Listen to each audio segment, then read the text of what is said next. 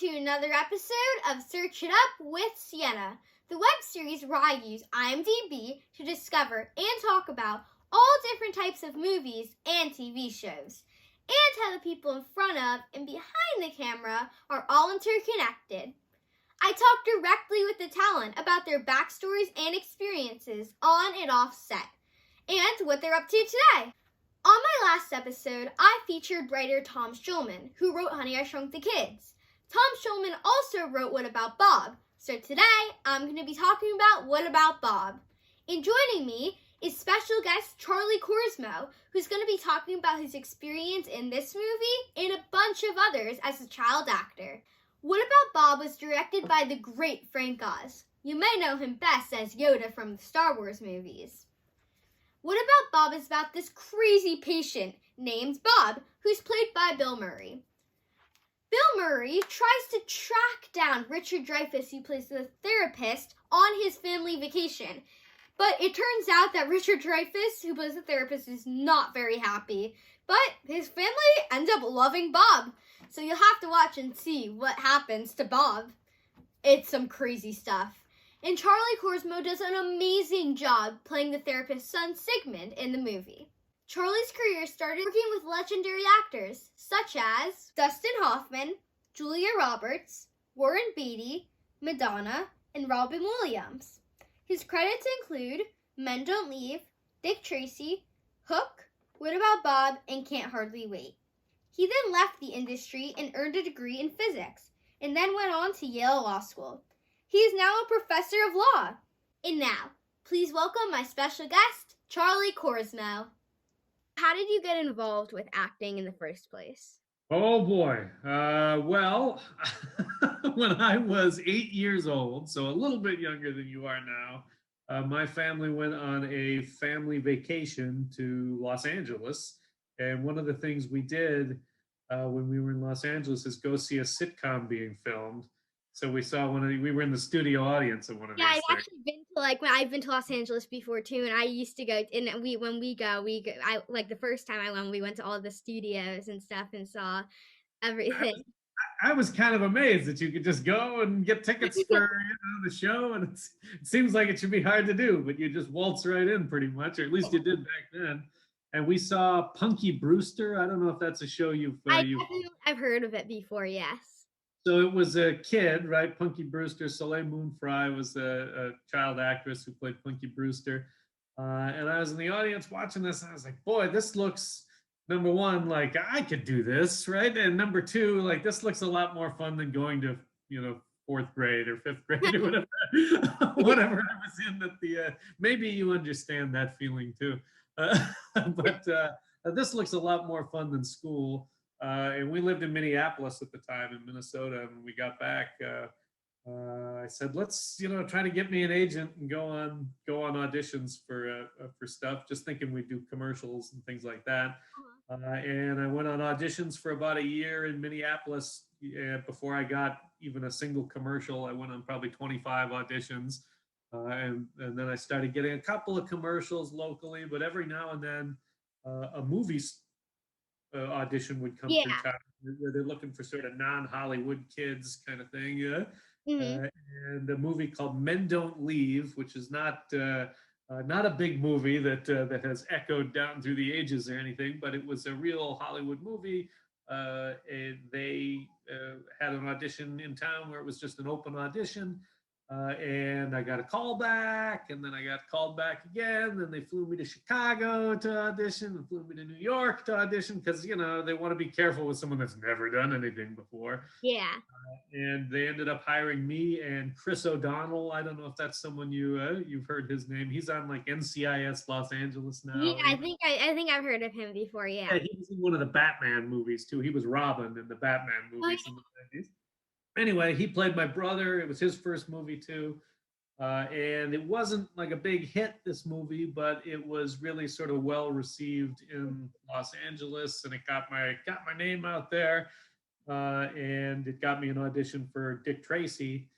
Yeah, I actually just watched it for the first time like about a week or two ago, and it was I loved it. It was so weird movie, right? But I think it's funny though. It was really cool. Yeah, So, and that was obviously that was a big movie that got my name out there.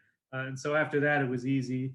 And as long as I could get out of school to be in the movies, I was happy to do it. So that was Yeah. How old were you when you landed your first movie, The Men Don't Leave? yeah. Men Don't Leave. I was 9 when I auditioned for it, and 10 when we first started filming it. Okay. And I did Dick Tracy also while I was 10. And Hmm. then One Hot Bob was right after that when I was 11. So I Yeah. was you're 11, right? So Yeah, I was I'm 11. the same age you are now when I did that. Do you remember being nervous or just excited when you did auditions? Uh, Nervous usually. I get nervous when I have to do an audition. Like I always feel like I'm not as good in the actual audition as I am as I would be in my head at home. Yeah. I always feel like I'm leaving something on the table at an audition. And actually, I mean, I think what really helped me with Men Don't Leave is I was actually sick when I auditioned for it, Oh, wow. like the flu or something like that. So I came in really grumpy, not thinking I was going to do a very good job, and I think that actually helped me. I was worried more about that than I was about the audition. And as you do more and more of it, you get, I'd say, less nervous. I still get nervous like leading up to a performance, but Mhm. once the cameras are rolling, it all sort of melts away. Did you take acting classes before you started auditions, or you just rolled right into auditions? Yeah, no, I just rolled right in. I took one. I wouldn't call it an acting class. It was like a how they shoot commercials kind of class. That was the extent of the acting was. If you're advertising a product, hold it really close to your face. It was more just how to act on camera and how it all works than an acting class. And then I never actually took acting classes until I took, high school acting classes, but that was like after my acting career was over. So, Yeah. so I never took them before I did the movies. Uh-huh. And you worked with some of the most legendary talent in the business, like Robin Williams and Warren Beatty, Dustin Hoffman, Steven Spielberg, and Bill Murray. What was that like? I mean, it was good to do as a kid, frankly, because again, I wasn't from Hollywood. I wasn't from a Hollywood family, so there wasn't a whole lot of sort of starstruck, like this is a big deal for the whole family to meet these Yeah. people kind of thing. And so to me, they were just people that I was working with, and particularly, Dick Tracy was my first really big movie. And the people, Dustin Hoffman was in that. He had a very small part, but Warren Beatty and Al Pacino and Madonna and all of those people. And most of them were a lot older than I was, and I don't know that I was even really that familiar with their work, other than maybe Madonna. Uh-huh. So I got to know them just as people, and I think people put Hollywood stars sort of on a pedestal as if they're so much different Yeah. than normal people, and they're really not. Mm. And getting to learn that at age 10 and 11 and 12, I think was really valuable, because then as an adult, it's easy not to get sort of overawed when you're meeting people that have, done amazing things in their Yeah. life. So it was a good experience to have when I was young. That said, there's some amazingly talented people, and there's some of the smartest, most talented people I've ever had the pleasure of meeting in my life. So that was a fun experience. Yeah, definitely. And do you remember how you got the role in What About Bob? What about Bob? Yes, it was actually interesting. I don't think that I actually auditioned for What About Bob. So when I did, maybe I'm misremembering this, because this is 30 years ago. It's 30 years ago now. But so Dick Tracy had just finished, and that was this huge movie that everyone was following very closely in Hollywood. And Mhm. when I signed up for Dick Tracy, when they hired me for that, I signed a 3-movie deal with Disney, where they had sort of the right to put me in other Disney movies. And I did audition for a movie called Terminator 2, which I don't know if you I've know heard the of the Terminator, like those movies. you Yeah. shouldn't be watching them yet. But Terminator 2 was this big movie. James Cameron, the guy that Yeah. then made Titanic and Avatar. And I auditioned for that and got offered the role of John Connor, the kid in that movie. and I was really excited because I love the Terminator movies. And then Disney said, "No, actually, we're going to have you be in What About Bob instead." So they pulled me from Terminator 2 and forced me to do the horrible What About Bob instead, which ended up being a great movie to be in too. So I Uh-huh. can't be too angry about it. But yeah, I think they just pulled me and made me do it, right? Yeah, So it was a little weird. It was usually you go through, at least up to then in my career, I'd gone through a ton of auditions and yeah. screen tests and everything else, and then it was just show up on set and you're in the movie. You got the part. Um, and how is it like working with Bill Murray on What About Bob? For me, it was great. I mean, that's actually a question I probably get the most as an adult now. The two people I get asked about the most are Bill Murray and Robin Williams. Mhm. And the question I usually get is, well, are they really like that in real life? In real life, is Robin Williams really that like wild and crazy in real life? Is Bill Murray really like that and the answer is totally the opposite for them. And that Robin Williams in real life was a very quiet, almost kind of shy, a very introspective kind of guy who would turn it on to become sort of wild, crazy Robin Yeah. Williams. But that wasn't what he was like when you were just sitting around the set with with Robin. Whereas Bill Murray is like that all the time, all the time, which for an 11-year-old was a lot of fun to be around. I think for some of the adults, it got on their nerves, but but for me, I thought he was hilarious. Yeah, definitely. If I was there too, I'd probably be cracking up the whole time too. He was hysterical. I mean, I remember when I hadn't seen him for a few months and we were doing reshoots, and I was sitting in my trailer in the middle of a field, and I saw him walking from like 200 yards away, and he saw me sitting in the window of my trailer, and he just came slowly walking over across the field, and then when he got there, he punched the screen out of my trailer window and shook my hand, said, "Good to see you again, Korsmo," and walked away. Which to me, that's a hilarious thing to do when I was 11. But I can see if you punch someone's window out, uh, normally that might be frowned upon. Yeah. Frowned behavior, but it was funny to me. What was the most memorable part of filming that movie? Ooh. I mean, it was a weird shoot in that we were not in Los Angeles. We were in rural Virginia at this place called Smith Mountain Lake. So the whole cast and crew were at this summer resort, essentially on this lake, and it was in the fall, so there was nobody else there. So we had this entire place to ourselves. So we were all together all the time. We all ate together. We watched the football games together. We watched everything together. So there was a real sort of summer camp kind of atmosphere to this shoot. But I don't know. I guess I remember the day they were filming the scene where they were on Good Morning America, Uh-huh. where they're doing the interview on TV, kind of like this, and they went for hours just improvising, Oh, and cracking everybody up. And same thing, the other scene I remember shooting the most was the dinner scene where we first have Bob over to the house yeah. for dinner. We're sitting out on the porch, and we really had barely any script at all for that scene. Instead, they just rolled the cameras for like 3 hours and filmed us all eating dinner, and waiting for Bill Murray to do ridiculous things and crack everybody up, which that's not normal. Usually, everything in a movie is sort of planned down to the second, and you know exactly what everyone's supposed to be saying and doing, and to just do it like it's almost improv theater, and do it with people like Bill Murray and Richard Dreyfuss and Julie Haggerty, who are brilliant comedians, really, was a lot of fun. And did you have any like favorite memories behind the scenes?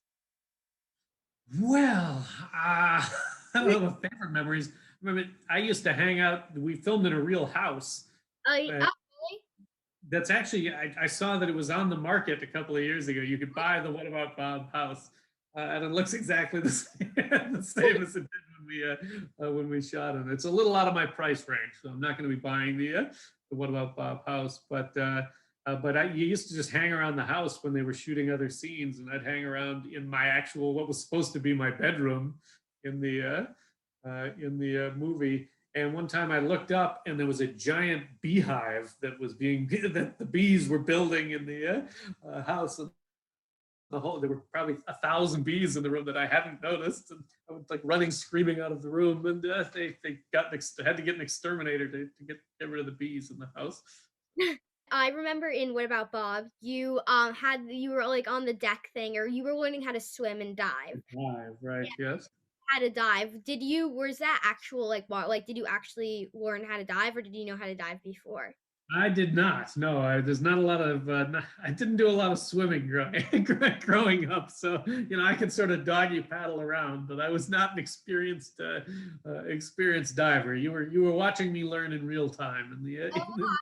What was the most challenging thing about working on What About Bob? Probably just being away from home. I mean, my especially working out in Virginia. I mean, my family never moved. With my parents had jobs, and I had brothers who were in school back in Minneapolis, and so my family didn't come with me. They would. My mother would come out for a week at a time, and my father would come out for a week at a time, and I might have a chaperone or something like that. So just being away from home for months at a time, I think was hard as an 11-year-old. Yeah, definitely. Yeah, and especially being there where you're not in a big city with a lot of things to do, so it really felt kind of isolating. I mean, it's why I stopped acting when I was 13. It's just I didn't want to be away from home as I had been over the previous 3 years. Was there a movie that you worked on that you would consider to be the most memorable movie you worked on, and why? I mean, I think the one that I like watching the most is actually What About Bob. I think What About Bob is still holds up. It's my kids are at the age now where they get to they've started to watch some of the movies I was in as a kid, and that's the one they like the best too. They've watched it probably a dozen times. So and it was direct. I don't know if you know who directed What About Bob. It was Frank Oz, who Yeah. was the voice of Grover and Miss Piggy and Yoda. So the movie was directed by Yoda. So how cool is that? Anytime he needed someone to smile on camera, he could just do like a couple of Yoda voices, and everyone would crack up and go, ah. And it was so that was pretty awesome.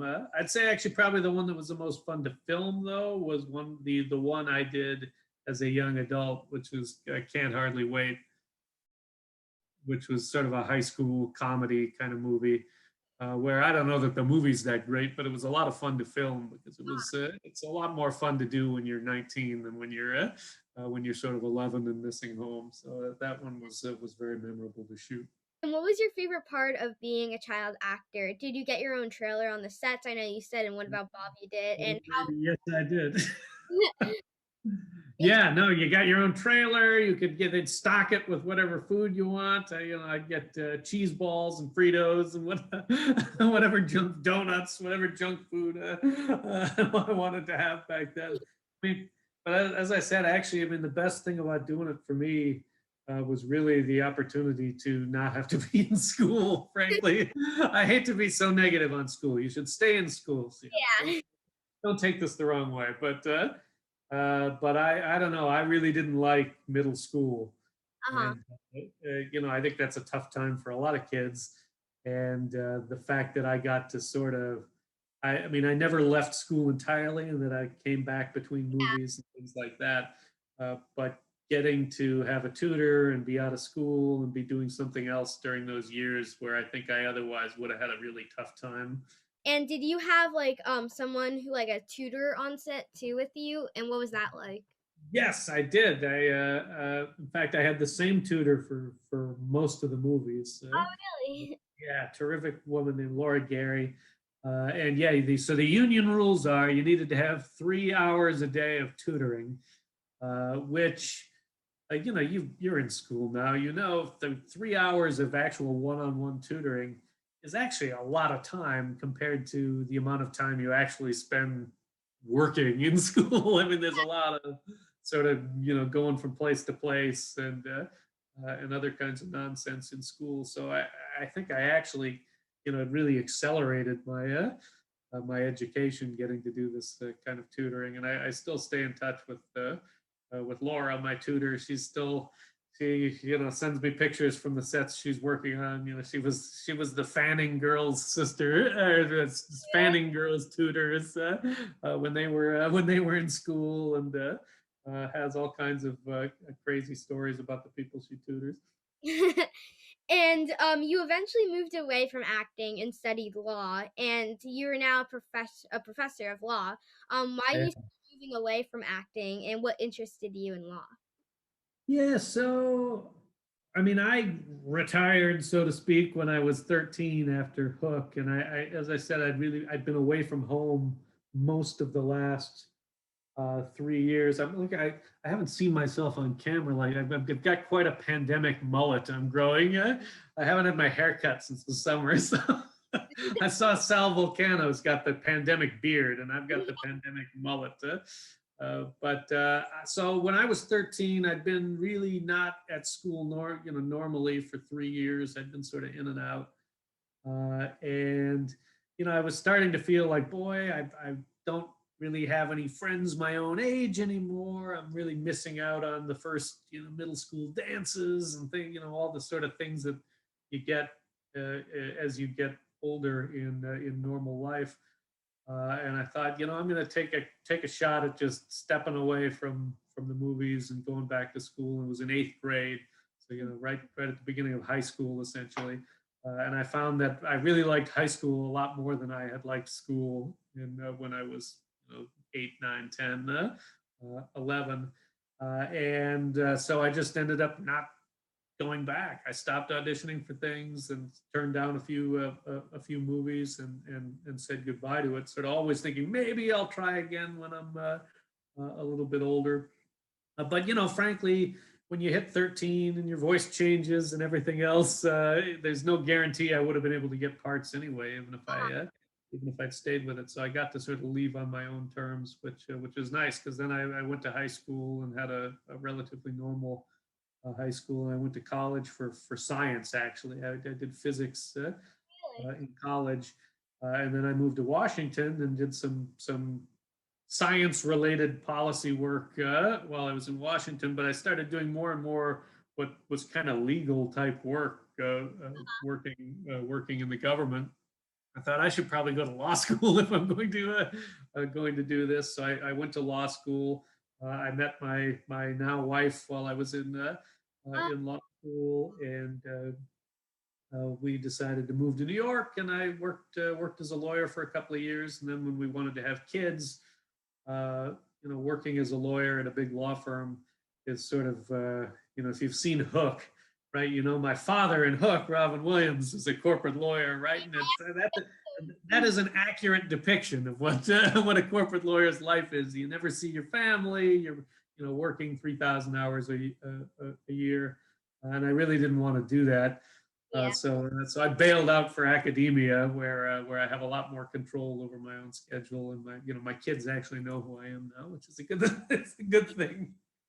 Definitely. And I actually, speaking of Hook, I just watched Hook recently too. That and Dick Tracy, last like a week or so ago, and I loved both of them a lot. But Hook, I really, really liked, because I loved like Peter Pan and all that stuff when I Mhm. was when and I always used to watch Jake and the Neverland Pirates when I was little. So All right, right. like when I was little, I always used to watch that. So I loved Hook so much. So what was your experience like doing that? I mean, that was a crazy movie, and I mean, those sets were real, right? It was not. This was before computer animation, CGI and all of that. So they built this giant pirate ship and this big pirate town. I mean, even the scenes in London were not in London. They built a whole London street. So it was just this huge production with just thousands of people, and Steven Spielberg, obviously, and Robin Williams, who were just fantastic people to work with. So it was amazing. It also was really long. It took over 6 months to film. I think by the end, everyone was like, what are we doing here? We were way over budget and everything else. So I think it was tense for the adults by the end. But as a kid, it was like being in a wonderland. It was like being in Neverland, right? Uh, it really felt real. And I based on Dick Tracy, this actually I remember when I was watching it, you there were some scenes where you always ate stuff because you were so hungry. Can you I don't know if you remember that or not. What was that like eating all of this ice cream and everything? I mean, I probably weighed like 50 pounds at the time, so, that was not how I normally was. Those were the toughest scenes for me to film. I mean, it's actually really gross because they do a ton of takes of everything, and Warren Beatty is sort of notorious as a director for taking lots and lots of takes. There was one scene we did where he took like 71 takes of a single scene. Fortunately, not one of the eating scenes. But I remember, at the beginning they asked me, well, what kind of stuff do you like to eat so it's not so miserable for you? And I was like, well, I like ice cream. I like pumpkin pie. It's like pumpkin pie and ice cream. I was like, I'll just eat this stuff, right? And Warren Beatty took me aside and said, look, Korsmo, you're not going to want to eat all this stuff. We're going to have a spit bucket for you. So, between takes, you should spit out as much as you can. And he told me a story about a movie he did when he was very young, where he was eating an ice cream bar on camera, and he was thinking, I love ice cream bars, I'll just eat the ice cream bar. And the director ended up taking something like 90 takes of the scene.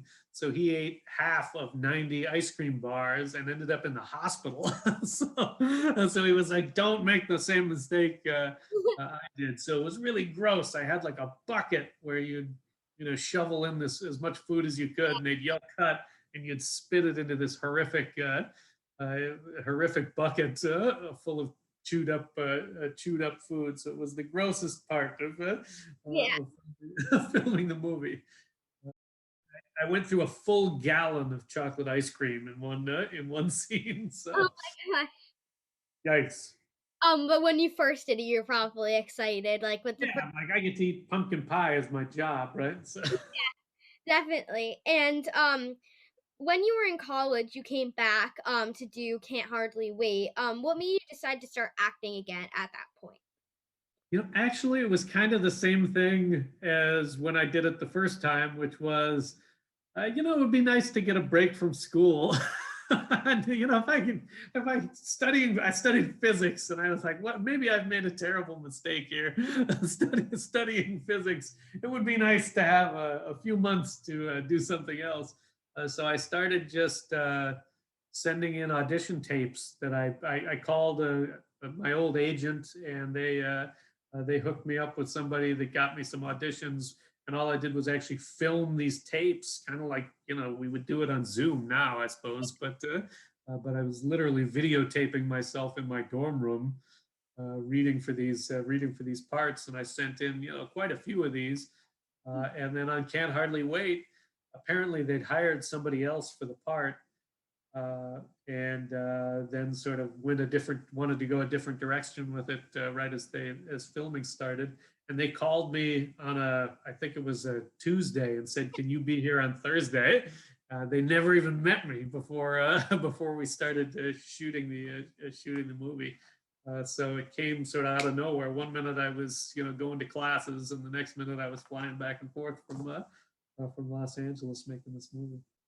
Wow.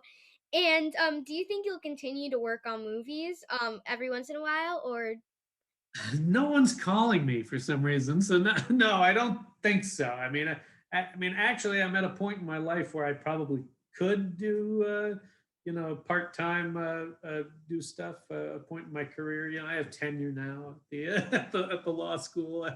My kids are getting older, so they can travel too. So it would be something I would be open to, but I'm not actively pursuing it. So I don't see it happening anytime soon. The closest to come is an old friend of mine who's now an independent filmmaker, made a very small budget movie a couple of years ago and asked me to play a small part in it. And it only took a week or two to do. And it was a lot of fun to do. And that's the first thing I'd done in 20 years. But I don't really see it happening Yeah. anytime soon. Do you have any advice for young actors right now? I think you can control your own career, frankly, more than you could, right? By I mean, the kinds of things you're doing, frankly, to get yourself out there and get on camera, get experience on camera is fantastic if you want to be an actor. Don't just wait around for someone else to hand something to you, right? Create your own opportunities, just like you are, and with social media and things like this, you can really do that now. So I think it's tough unless you actually, if you already know somebody and have an in to sort of just move to Hollywood and make it, right? So you got to be creative in how you create your own career. Yeah, definitely. That's some great advice. I want to thank you so much for doing this. I had so much fun talking to you, and I loved all that you had to say about these movies. Well, thank you very much, Sienna. I had a lot of fun too. Thanks for inviting me on. You're welcome. Thank you. Thank you so much, Mr. Korsmo. It was really interesting to hear your experiences being a child actor. And now it's time for a quick fun fact. At the end of the movie, Bob accidentally blows up the house. The producers used a 3/4 size model that they blew up on a nearby lot.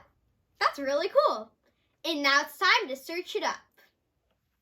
Let's see. Oh, Bill Murray. He's one of the stars in this movie, and he also is in the movie Groundhog Day. Well, we'll see you next time to talk about Groundhog Day.